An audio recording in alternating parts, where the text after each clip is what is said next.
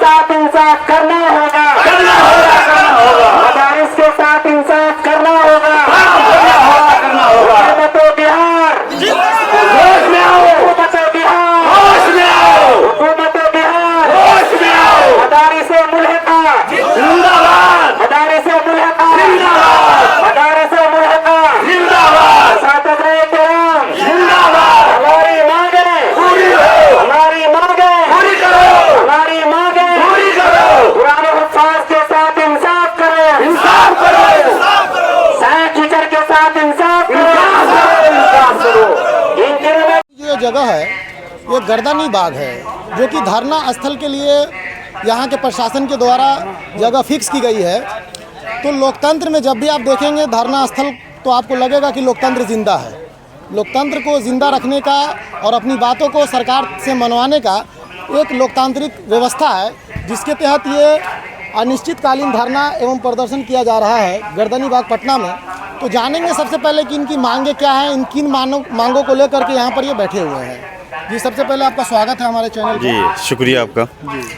हमारी मांग बहुत लंबे समय से लंबित है और कोई नया मांग नहीं है।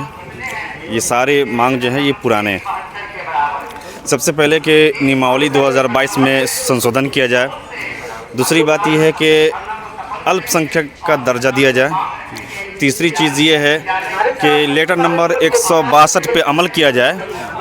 स्कूल के शिक्षकों को मेडिकल इंक्रीमेंट, हाउस रेंट दिया जा रहा है, हमें सिर्फ महंगाई भत्ता दिया जा रहा है। अच्छा, ये नियमावली 2022 में क्या है जिसको आप मतलब बदलने के लिए कह रहे हैं? मतलब ये कि उसमें नियमावली में ये है कि पहले बहाली कमेटी करती थी, ठीक है। अब क्या है कि एक पोर्टल बनाया जा रहा है शिक्षा विभाग के द्वारा कि अब शिक्षा विभाग के द्वारा बहाली होगी। अधिकतर ऐसा जबकि ये हमारा अधिकार है आर्टिकल 29-30 में कि हम इदारे को कायम कर सकते हैं, खोल सकते हैं, अपनी ज़मीन देते हैं, अपनी जायदाद लगाते हैं, अपने पैसे लगाते हैं। सरकार सिर्फ हमें अनुदान देती है।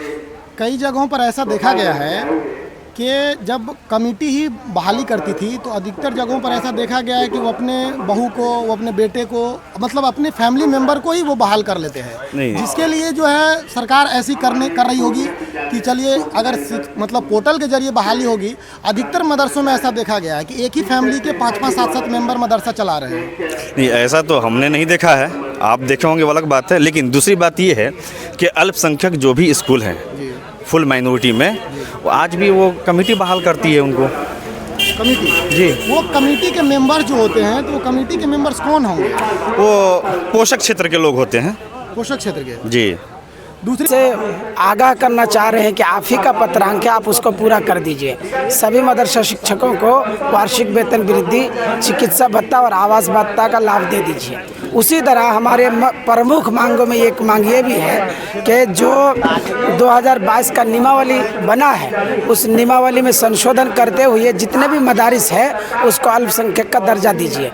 उसके अलावा जो पुराने मदरसे में 1128 कोटी में जो हाफिज़ पढ़ा रहे हैं, उनकी तनख्वाह आज नॉन टीचिंग स्टाफ से भी बहुत ज़्यादा कम है, यानी पियन क्लर्क से भी कम है। उनकी तनख्वाह मौलवी के बराबर अब कर दीजिए। 1637 मदारिस जिनको अब तक पेमेंट के ज़ुमरे में आपने नहीं लाया है, उसको पेमेंट के ज़ुमरे में ले आइए। ये सब प्रमुख मांगे हैं जो हम सरकार से वर्षों से कर रहे हैं। थोड़ा नियमावली 2022 को विस्तार रूप से बताइए, क्या है इसमें, डिटेल में बताइए कुछ। डिटेल्स में ये है कि मदरसे की बुनियाद जिस वजह से बनाई गई है, जिस वजह से डाली गई है, उस बुनियाद को हिला कर रखने वाला ये नियमावली है। और उसमें प्रमुख बहुत, चूँकि लंबा चौड़ा है, वो एक दो बात ये है कि मदरसे में जो बहाली का सिस्टम है वो प्रबंध समिति के द्वारा होना था, लेकिन सरकार ने उसको अपने गिरफ्त में, अपने कब्जे में ले लिया। अगर आप प्रबंध समिति का सिस्टम ही आप खत्म कर देंगे तो फिर मदरसे का वजूद खतरे में आ जाएगा। का सिस्टम खत्म करने का सबसे बड़ा मुद्दा ये है सर कि उसमें अधिकतर देखा गया है कि एक ही परिवार से बहुत, आप देखेंगे आपको आप उसमें अंकुश लगाइए। अगर कमी कोताही आपको नजर आ रही है तो आप उसमें अंकुश लगाइए। और दूसरा तरीका हो सकता है, लेकिन आप पूरे नियम को बदल दीजिएगा, मदरसे के वजूद को ख़त्म कर दीजिएगा, प्रबंध समिति के सिस्टम और पावर को ख़त्म कर दीजिएगा, तो फिर 1981 के एक्ट को आप क्या उसका इम्प्लीमेंट फिर कैसे हुआ? अब प्रबंधन समिति है तो प्रबंधन समिति का चयन कौन करता है? बिल्कुल वहाँ के पोशाक क्षेत्र के सभी आवाम करते हैं। बिल्कुल आवाम से मदरसा चलता है और पोषक क्षेत्र के सभी आवाम उस समिति का गठन करते हैं। असल की जो मतलब लीडर है, यहाँ तक आप लोग जो आए होंगे तो एक हर चीज़ का एक प्रोसेस होता है, एक सिस्टम होता है। तो आपके जो लीडर हैं, जैसे कि मेनली जो बिहार लेवल पर देखिएगा तो एमएलसी में जैसे खालिद अनवर साहब हुए, उनके वाला में गुलाम रसूल बलियावी हुए, या मंत्री जमा खान हुए, तो आप अपनी बातों को उस सिलसिलेवार ढंग से पहुंचाते हुए आए हैं कि डायरेक्ट यहाँ धरना में आ गए? हर लेवल पे उनको पहुंचाने की कोशिश की है।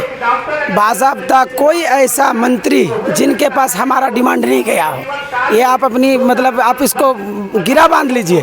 हमारा सारा डिमांड सारे मंत्रियों के पास, सारे विभाग को, मदरसा बोर्ड को, शिक्षा विभाग को, शिक्षा मंत्रालय को, अल्पसंख्यक कल्याण मंत्रालय को, हर विभाग को गया है। यहाँ तक कि आपको बताऊँ कि हर विधानसभा क्षेत्र के जो विधायक जो प्रतिनिधित्व करते हैं हर इलाके के और पंचायत के, उन तक भी हम लोगों ने खबर पहुंचाने की कोशिश की है।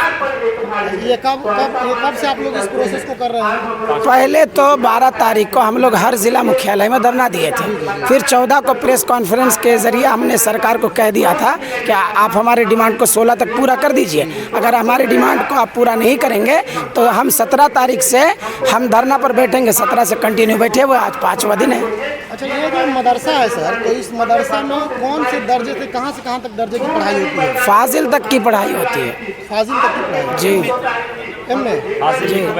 तो ये जो है सर, इसमें जो देश और दुनिया की बात है, तो इस मदरसे से पढ़ करके अभी के मौजूदा हालात में, जैसे आपके पास डेटा है कि 1600 लगभग मदरसे इतने हैं, चल रहे हैं, तो उससे बच्चे पढ़ करके कुछ कामयाबी की तरफ जा रहे हैं? क्या कर रहे हैं बच्चे सब? ऐसा सरकारों का ऐसा रहता है?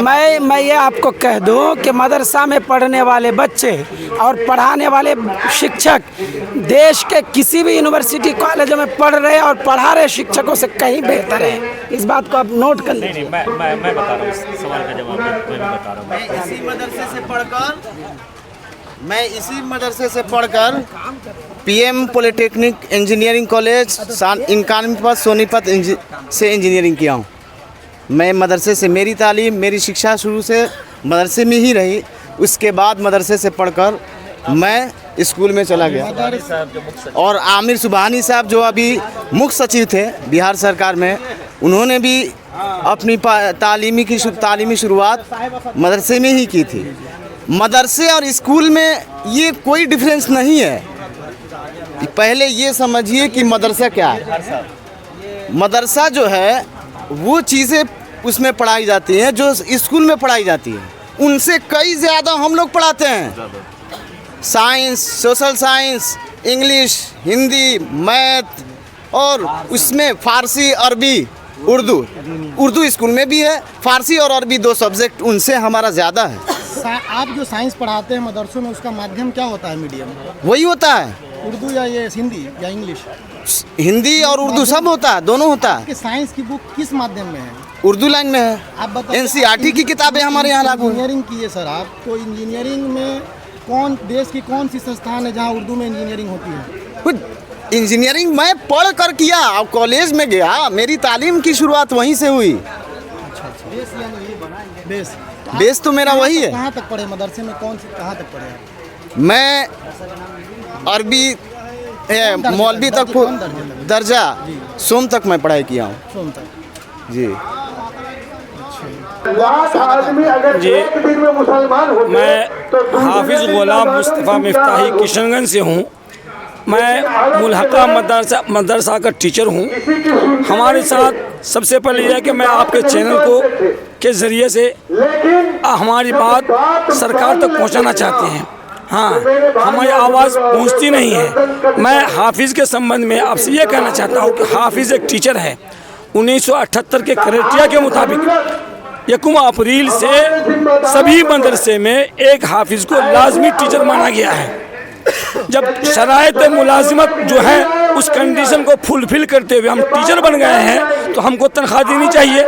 हमको ट्रेन का स्केल मिल चुका है, तो 205 स्केल जब हमको मिला, मैट्रिक ओहदा के मास्टर को 205 फिक्स मिला है। और EB क्रॉस हमको मिला है। EB क्रॉस होता है ट्रेन टीचरों के साथ। ठीक है, उस वक्त ट्रेन अनट्रेन का मामला नहीं था।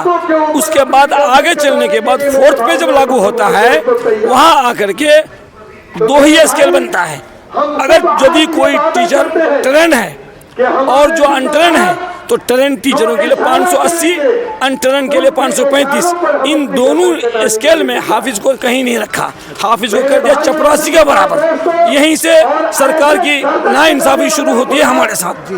तभी से हमने तो भारत एक लोकतांत्रिक देश है जी, और यहाँ पर जैसे कि बटा हुआ सिस्टम बटा हुआ, जैसे कि एमएलए है, जनप्रतिनिधि, जी, इसके ऊपर में बात कीजिएगा तो सांसद जी जी। है। आप किशनगंज से आते हैं, मुझे लगता है कि किशनगंज से मुस्लिम लीग के सांसद है। जी बिल्कुल।